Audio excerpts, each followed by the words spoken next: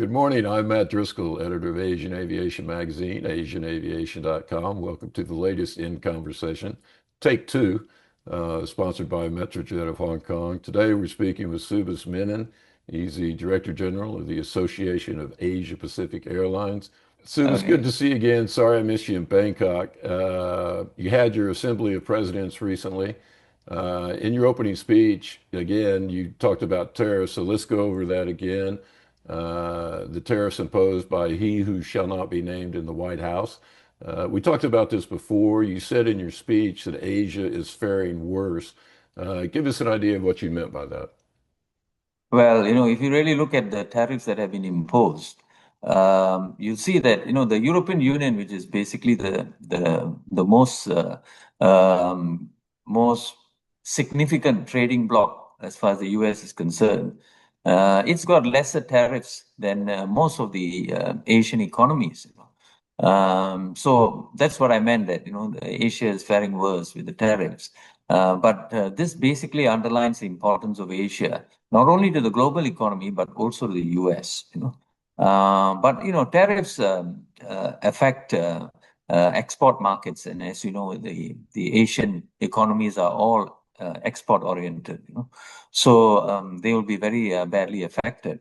And also it will affect our industries, because even though aircraft and engines are exempt from tariffs, raw materials, the components and parts, which come from many different parts of the world, will all be affected by the tariffs. So all in all, I think what affects Asia will also affect the industry and will also affect the global economy.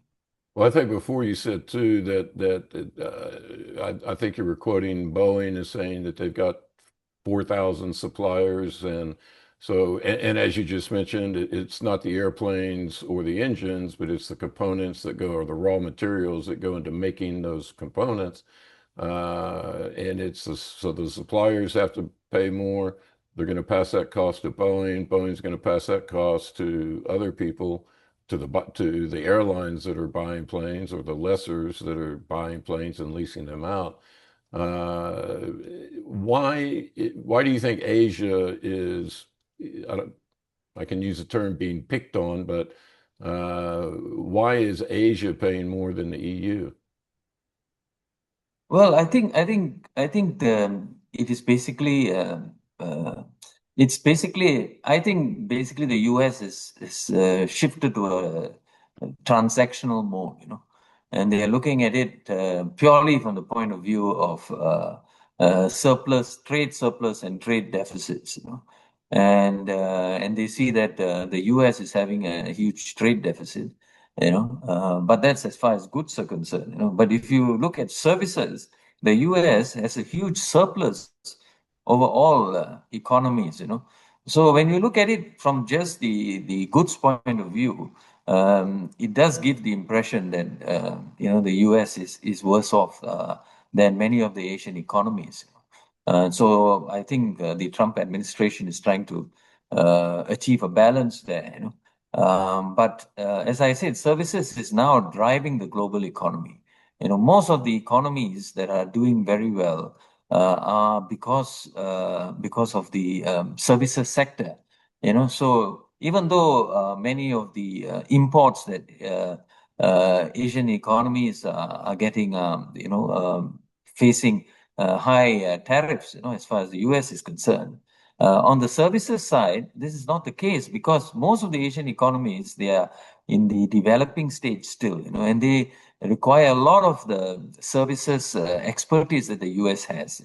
So you can't just look at one particular part and then take action on it because there will be reverberations to the rest of the economy, and the US will find that inflation will be soaring in the US, and that will affect travel from the US to the rest of the world. And the US is the largest air transport market in the world. So this will affect aviation as a whole. So if you look at it from a global perspective, this kind of transactional policy making is not going to help us, and that's why I say it's a generational challenge, and we're going to face this for many years to come. Well, nobody wins a tariff war, but I also like the line in your speech where you sort of paraphrased Amex, American Express. Yes. They had the tagline, "Don't leave home without it." The U.S. motto you said seems to be "Don't leave home." Sadly, my wife is French. I've told her not to travel to the U.S., and I'm basically telling anyone I know not to travel to the U.S. at this point, which is very sad. Closer to home here in Asia, we've also got some geopolitics that is disrupting air travel between China and Japan. China has told its airlines to cut flights to Japan over a perceived slight that Japan made in a speech about that mentioned Taiwan. Um, I mean, airlines really kind of get caught in the middle when it comes to geopolitics, don't they? Yes, I think everybody is a bit touchy, and I think basically the world has become very polarized, and I think the pandemic has something to do with it. I mean, during the pandemic, most governments were very insular and inward looking, You can't blame them because they wanted to protect their own residents. So they wanted to keep foreigners out, and it's all about looking after yourselves and things like that, But I think that kind of mentality, has flown over to the post-pandemic era, So I think governments are still in that kind of mentality. U.S. Donald Trump those days called it Chinese flu, and he blamed it all on the Chinese, which is ridiculous. You're talking about a health crisis, does it really matter where it came from? You just have to deal with it and make sure that it doesn't happen again, So I think it's that kind of polarization that is driving geopolitics today, and people are very touchy. Governments are very touchy. So I think we need to have more discussions. Make use of international organizations to try and resolve our problems. Our differences. Otherwise, it is not only a political situation; it's also going to become an economic situation, and also it will affect the lives and livelihoods. So we just hope that good sense will prevail, in the months to come. Well, you mentioned in take one where I forgot to push the record button. Thank you very Yeah. much. To all you producers and directors out there. Yes. But you mentioned it, it's not just the airlines, it's everybody sort of in the travel value chain. So, I live in Cambodia, Angkor Wat, Siem Reap, big tourist town. Tourist arrivals are down, I think, Yes. past month. So it affects the guides, it affects the restaurants, it affects the hotels, it affects the gift sellers, everybody else, gets involved in that. And I want to go back to also what you said about the pandemic. And that was frustrating to me during the pandemic. And I think we spoke about this a little bit was number one, the lack of standards where governments couldn't agree on standards in terms of the so-called electronic health passes and things like Mm. that. And then also you see, especially what's happening in the US with the Centers for Disease Control, they're basically trying to do away with the agency that approves vaccines. And so you have this Yes. vaccine skepticism. I mean, should airlines and the travel industry be worried about that for another pandemic that's going to come up that's going to wipe it out again? Yes, I think so. I know. I think unfortunately governments, their first recourse, is to do things which are very short-lived and short-sighted, right? And knee-jerk reactions, really the way governments operate. And it's become even more obvious now. You mentioned the situations, the political situations that we are facing. They're all knee-jerk reactions, without any thought, to the impact to the economy and to people's lives in the long term. So yeah, so it is a major concern. And actually, we don't have any confidence if another pandemic were to happen. that governments will act differently or more knowledgeably. We don't think so. So we have to brace ourselves for it, and the industry was left to its own devices, to survive. How do we survive 2.5 years of lockdown and shutdowns? I don't know, but we did, and I think we did by really closing ranks, and helping each other out. The lessors were very helpful for the to the airlines, and the airlines also, especially in the Asia Pacific region, try to retain their staff resources as much as possible. Of course, many airlines, cancel their aircraft deliveries and all that, and they're paying the price for it. But those who didn't, also had aircraft to use, when the borders reopen. So that is far-sighted policy making, which is very important on the industry's part. That was evident, but not from the government's side of things. They take the industry for granted, I think. Well, they're just looking toward the next election too, so there's that. Yes, yeah, Uh, yeah, let's move on from that. In your speech, you mentioned something, and I had to look this up. The EU 261 rule. yes. We talk about rising costs. It has to do with passenger compensation. I don't know all the details in all of that. And I know you represent airlines, but is the rule a good thing for passengers, or how does it affect airlines? Well, just to follow up on your earlier comment, governments just want to win elections. So EU 261 is basically to win elections, because it just bumps up all the compensation that airlines have to pay. The problem with EU 261 is that it doesn't address the root causes of flight disruption. Many of the flight disruptions that we have been facing since 2022 are due to supply chain problems. So that is not being addressed, and airlines anyway look after their passengers, re-accommodate their passengers, so they incur a lot of costs. By just slapping huge compensation demands on airlines, it doesn't address the basic issue. These flight disruptions have been on the rise. On time performance has really dropped, since the pandemic, and it's mainly because of supply chain problems as well as airspace closures, because of conflict.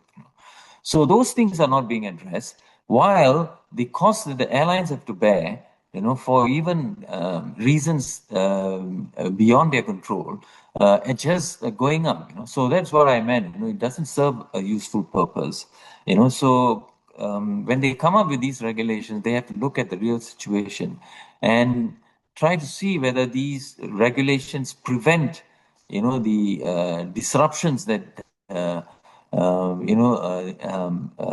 customers are facing. Otherwise, I mean, which customer really wants to earn all this compensation? When they are going to be stuck, 2 hours and beyond, for a delay. And airlines also don't want to incur these delays. So that's what I meant. That EU 261 doesn't solve any issues, and governments in other parts of the world, including our neck of the woods, are just copy pasting EU 261 into their regulations without looking into the real problems, that the airlines are facing and which affect their customers. Um, let's move on to sustainability. I'm a little Yes. bit of a contrarian when it comes to sustainability. I'm all for saving the planet, although the planet's going to be here a long time. It's basically saving the human race because Yes. if we don't take care of the planet, we're going to be gone, but the planet will have 1 billion years to recover, but we're not going to be here around to see it. I'm aviation and I want to be nice, but also want to be honest. They talk a good game. They're trying to do some things, but it's always a demonstration flight here, a demonstration flight there. And we all know hydrogen is not going to happen for long haul flights where most of the emissions happen. Electric planes, I mean, to go from KL to Singapore, maybe. Uh, but everyone agrees SAF is the way to go. It's a drop-in fuel. You can do it now. If you get the feedstock right and you don't cut down forests and plant palm oil, as long as you get feedstock right, there's basically no infrastructure changes. There's really no engine changes. You drop it in and off you go. But the problem is SAF is what, 2 or 3 times more expensive than regular fuel. What's the problem? Is it big oil is putting so much money in the government's pocket that, they can't, government's not going to mandate anything? Is it governments? Is it big oil? Why can't SAF be the main fuel today? Well, that is a very good question, man. I think, in any market, there's the demand side and the supply side. So if you look at the demand side, airlines are taking up every ounce of SAF that is being produced today, right? But the supply of SAF is only less than 2 million globally, when we need 450 million tons of SAF to get to net zero, right? And the needle doesn't move as far as the supply is concerned. Why? Because most of the SAF that is being produced today are by startups or those fuel suppliers that have dedicated SAF production facilities. The traditional fuel suppliers, the conventional fuel suppliers, the big boys in the oil and gas sector, have done zilch to try and drive the energy transition. Unless these guys, drive the energy transition and also start producing SAF. If you look at it, there are many ways to produce SAF. There's one production method known as co-processing. In other words, you can produce SAF in existing fuel refineries, by making use of easily available feedstock like used cooking oil. And you can produce SAF, with more than 65% veracity, But very few of the traditional fuel suppliers are doing it, right? The US, in my opinion, the US used to be the benchmark because they came up with very good regulations to encourage fuel suppliers to transition to the production of SAF. But this is during the Biden administration. Now Donald Trump has taken over and he's all about, drill, baby, drill, So that kind of thinking has also evaporated from the US. Nowhere else do I see something which Asia Pacific governments, which are Johnny come latelys, to emulate. But there are many Asia Pacific states which are now trying to address the problem by working with their fuel suppliers. Thailand is a very good example. All right, we were in Bangkok, so I highlighted what Thailand is doing. The Thai carriers, actually inspired by the Thai carriers, they are working together with the various ministries, because it's not just the civil aviation ministry, they're also working with the energy ministry and the airports, as well as foreign airlines operating into Thailand and the three major fuel suppliers, to target up to 2% of SAF production by 2026 and 5 to 8% by 2030. All right. So that is an all government effort and all industry effort to get to the SAF that is needed for Thai carriers and airlines operating into Thailand to meet their SAF aspirations. So that's a good example. And there are other states also doing different things to try and get there, by working together with the industry. And I think that's the only way to get SAF up to the level of supply that airlines need to meet their sustainability goals. What about something like Singapore, what it did recently with it's starting next year, it's imposing for lack of a better term, a green tax. Yes. Are we going to see more airlines in Asia Pacific doing that? Well, no, because I think it's not a one size fits all kind of solution. You have to look at your own resources and your own circumstances in your state to come up with policy. So Singapore has introduced a levy. The industry is generally against levies, and the reason why we're against levies is because usually we don't know where the money collected for the levy, goes to. But Singapore's levy is quite unique because the money collected for the levy is basically to try and reduce the price premium between SAF and fossil fuel. And it is going to be used to buy SAF from Nesta. Nesta, there's a plant, Nesta plant in Singapore. They're going to buy SAF from Nesta and supply to Changi Airport for all airlines to make use of. So the intent is very good, and the purpose is also very good. Put it this way, you said that you and every man in the street really wants to get to a sustainable planet, right? And people don't argue with that at all, and people would say, if you ask any man in the street, are you prepared to pay between $1 and $41, depending on which class of travel and where you're flying to, to help save the planet, to produce SAF, they will say yes. But what people say and what people do sometimes differ. So you need a call to action. You need a trigger. And I think the Singapore government levy is kind of a trigger, a call to action. And so it helps everybody. And again, it is an all government, all industry approach to address the problem. So from that point of view, I think the Singapore levy is a good thing. But can it be introduced everywhere in Asia? I don't think so. Well, I mean, my son always asks me, Dad, why does so and so do this, and why is this company doing that? And I always tell him, follow the money. It's all about the money. Yeah. Follow the Subhas, money, yeah, exactly. Yes. it's always the money. Subhas, last Yeah. question, then we need to take a quick break. Again, back to your speech. You talked about aviation being, and I'm from a farm state in the U.S., and half of my cousins raised cattle, and they were farmers, so I really enjoyed this line. But you said that aviation is sort of a cash cow for countries, but they can't count on aviation, quote, if the udders are perpetually under repair.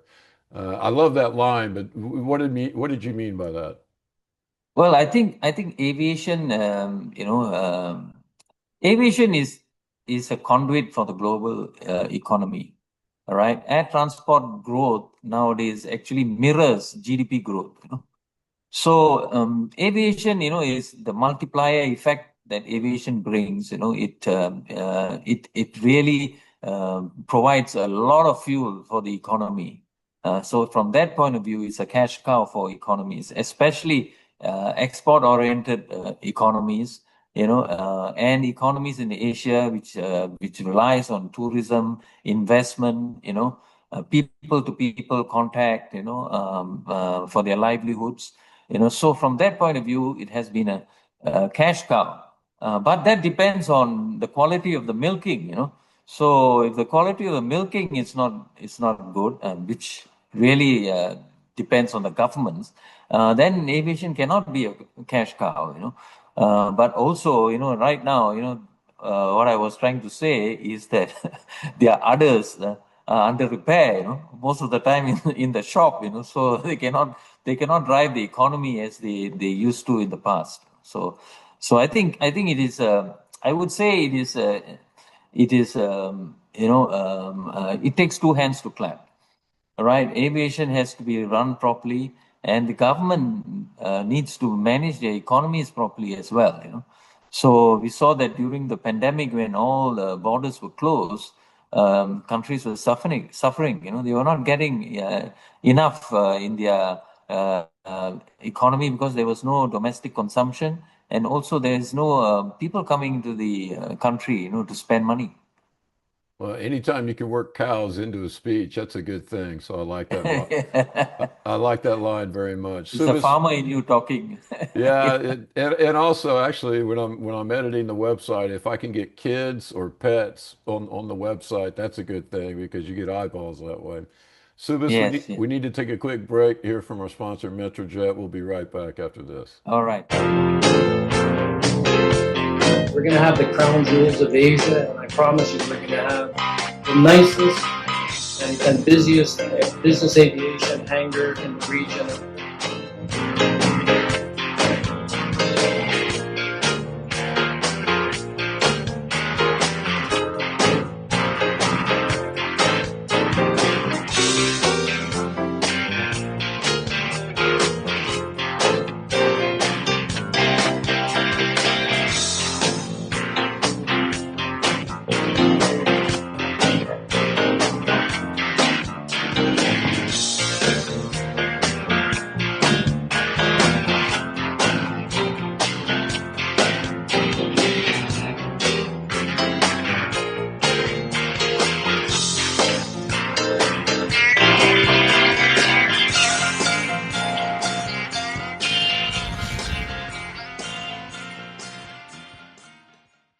And we're back. We're talking with Subhas Menon, the Director General of AAPA, the Association of Asia-Pacific Airlines. Subhas, we talked about tariffs before the break. We talked about a little bit about MRO. Uh, what's the deal with the supply chains? Is it all about the tariffs? Is it about manpower shortages? Every time I read a story or listen to someone on Channel News Asia or CNBC or the BBC or something like that, it's always supply chains this and supply chains that. Is it about the tariffs? Is it labor shortages? What's going on with supply chains? Well, it's not really about the tariffs because actually in the second half of 2025, we have seen a nascent recovery of the supply chain. Because the manufacturers were really doing their best to try and address the situation by shoring up their own suppliers. But tariffs undermines that recovery, because it will cause even further delays in the supply of parts, components, raw materials, and stuff like that. At the same time, supplier costs will go up. So which will affect airlines, and they will also have to rethink on their orders. At the same time, it will affect leasing costs and MRO costs. So overall, capacity may be affected if tariffs are not reconsidered. So basically, the supply chain is under the cosh mainly because of manpower shortages. Right. So during the pandemic, I think very good expertise was lost, because many of the smaller suppliers, which are very key for the production of aircraft and engines, were really on the line. They couldn't survive. And the manufacturers couldn't do much to boost them up. I mean, maybe they could, but they didn't. So at the end of the day, they lost very valuable people from their operations as well. I mean, this is not an industry where AI can provide a solution. Because much of the expertise that is in the industry is through on-the-job training as well as experience. The experience of doing the right thing in terms of safety, and that is why you have so few suppliers in the supply chain. Because certification and safety considerations are very important. So manpower is what we have lost. And also I think because of the way we operate, the gender bias in our recruitment strategies, that also affects. And also I think many of the older people were the ones who were affected by the redundancies.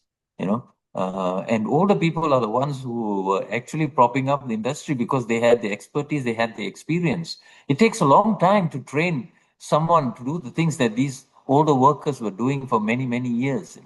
So I think that's where the problem is, and we recognize the problem. The industry recognizes the problem. It's trying to address this problem to the best of their abilities. We had a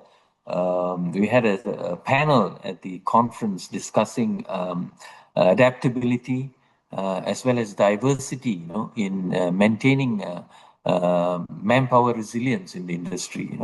And we also had a supply chain panel, and the supply chain panel was comprised of only OEMs, and they were also talking about how they are trying to address these manpower issues, as well as what it takes to shore up their own suppliers to make sure that this doesn't happen again. But tariffs undermines all these efforts. See? So that is why we are putting shining a light on tariffs, because it undermines the recovery efforts that the industry is putting into effect. Well, I like what you said about, it's that institutional knowledge. It's someone who's worked in an MRO shop for 30 or 40 years and is close to retirement, but Yeah. you went to him, you say, okay, John or Bob or whoever, or Mabel, if it happens to be a Yes. woman. Yeah, please retire whenever you want to, but can you talk to this young kid? Yes. Let him be your shadow for the net before you retire, so that you can pass along that institutional knowledge. Exactly. I think that And is what is missing now. Yeah. yeah. And I liked what you said too, because it brings me to my next question, which is one of my favorite things to talk about. I usually bug Sumesh Patel over at CETA about AI and automation, because we always have a love-hate relationship with technology. But you said AI is not a solution, it's not a replacement, for someone that's been there for a long time. Um, Again, I'm all in favor of technology, except when, and I wrote a column about this the other day, because there's no dignity in AI or automation when it costs someone their job. And, United Airlines talked about laying off 4% of its workforce, replacing it with AI. Lufthansa doing the same thing. There's other airlines that are doing that. Um, I hate the automated self check-in things at the airport. They never work for me for some reason. Um, what is happening with Asian airlines in terms of AI and automation? Automation probably more at the airports, AI with chatbots on the airlines and things like that. What do you see happening, and how many jobs is that going to cost? Well, I see right now, I think as far as the Asian airlines are concerned, I think AI is being used mostly for marketing and reaching out to customers, but they're also working, not only Asian airlines on their own, but the global industry is trying to leverage AI to help in terms of the safety of operations.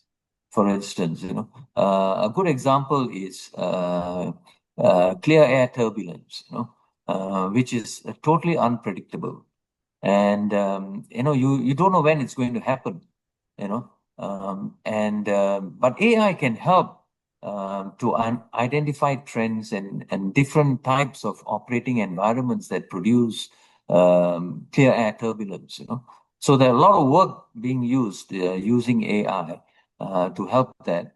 And the other is and the other problem the industry faces today is GPS spoofing, of air navigation satellite systems, and it comes out of the blue. You don't know when it's going to come and things like that, So they are fortifying these navigation systems using AI, and also using AI to help route navigation when pilots fly. Because when spoofing happens, pilots are actually left to their own devices, and they'll have to figure out, how to operate or which routes to take.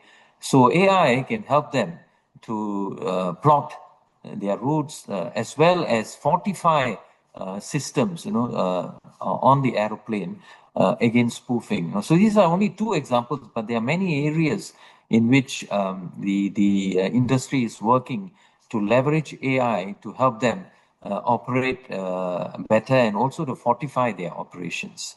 So I think, as far as Asian airlines are concerned, they're using AI to help people do their work better, as well as to help their operations, and fortify their operations from external threats. So I don't see a big threat as far as the workforce is concerned today, but of course, never say never. You don't know how things are going, and as the industry, renews its workforce and management, many things can happen. The problem is, and I pointed this out in my column, I got to plug my column every now and again, Yes. but I pointed out in the column, I mean, if everybody gets laid off and replaced with AI, who's going to be able to afford a plane ticket? Rosie the robot? I mean, Yes. nobody's going to have a job. So anyway, last couple of questions, and I'm going to roll these into one, and because we're running out of time. We've seen, at least in all the material I've read, a lot of focus now on the premium side of the cabin. Um, LCCs, yeah, we still got Scoot, we still got AirAsia, et cetera, et cetera.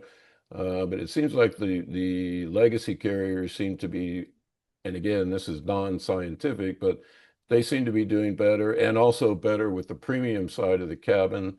And then second part, because we're going to have to go soon after that, what do you see happening in Asia with Asian carriers, airports, the industry?